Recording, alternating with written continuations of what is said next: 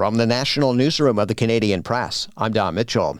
A new electronic petition is calling for all federal party leaders in Canada to get top-secret security clearance. The appeal on the Parliament website asks the House of Commons to require the leaders obtain and maintain clearances. It also notes Conservative leader Pierre Poilievre's continued refusal to seek such clearance and suggests that exposes Canada to avoidable national security risks. Former Cabinet Minister Freeland is suggesting the U.S. needs to get their act together when it comes to its relationships with other countries on the world stage. Now an advisor on economic development for Ukraine, Freeland appeared Friday on HBO's Real Time with Bill Maher. She called Prime Minister Mark Carney's speech at the recent World Economic Forum brilliant, particularly the suggestion that there's a rupture in the world order.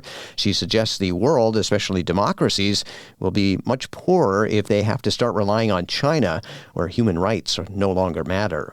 Despite many accusations that deceased American financier Jeffrey Epstein was running a sex trafficking ring for powerful men, the FBI has concluded there's no evidence to support that theory. The FBI pored over Jeffrey Epstein's bank records and emails, searched his homes, spent years interviewing his victims and examining his connections to some of the world's most influential people. But while investigators collected ample proof that Epstein sexually abused multiple underage girls, records released by the Justice Department show they found scant evidence he had a sex trafficking ring serving powerful men.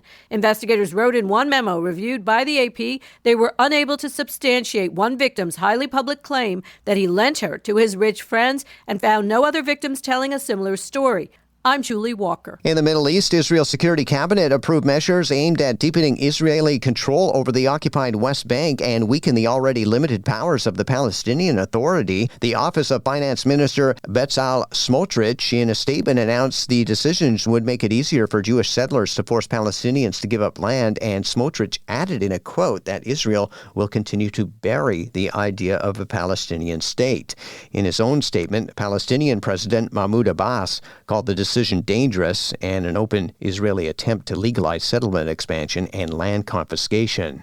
And finally, it's Super Bowl Sunday with the opening kickoff just minutes away. Viewers watching NBC's broadcast will not only see the Seahawks and Patriots, but other game day traditions. ABC's Jacqueline Lee explains. In between plays, viewers are looking forward to a Super Bowl pastime. Iconic commercials. When does the storm hit? Expect rain in an hour. Jam-packed with celebrities and witty plot lines, essentially making mini movies. And as for fans attending the game in person, Go Seahawks, bro. We're going to win. the Bay Area has been inundated with concerts and events. And for those into music, guests appearing on field include Charlie Puth and Brandi Carlile. They'll do pregame anthem performances, while Bad Bunny is expected to shine in the halftime show.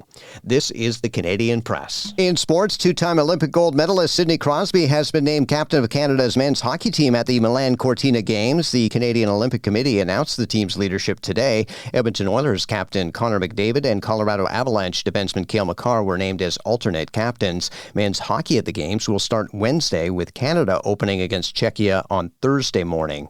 Canadian mixed doubles curling duo Jocelyn Peterman and Brad Gallant missed out on the playoffs at the Milan Cortina Olympics after dropping a fifth straight game 9-5 to South Korea. Earlier in the day, Canada also lost 7-6 to Sweden. It's the second straight Olympics that Canada will not medal in the event.